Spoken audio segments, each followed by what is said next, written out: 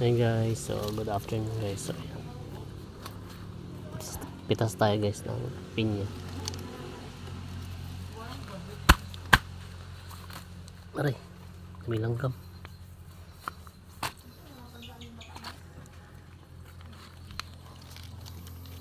Ito guys, matamis na to siya. Ang galing yung langgam niya.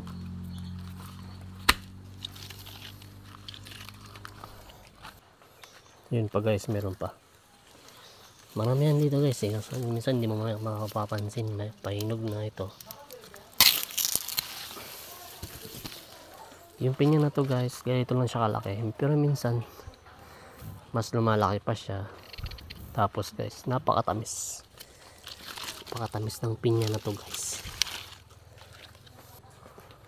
So ayan, maghanap pa tayo, baka meron pa tayong makita. So nakapitas ako ng dalawa, hinog na siya guys. Ito, matamis na to siya. So ayan guys, ito lang muna yung pipitasin natin guys, kasi yung iba nailaw pa guys. Baka next day yan, may mga doon pa guys sa likod, sa harap, marami rin doon.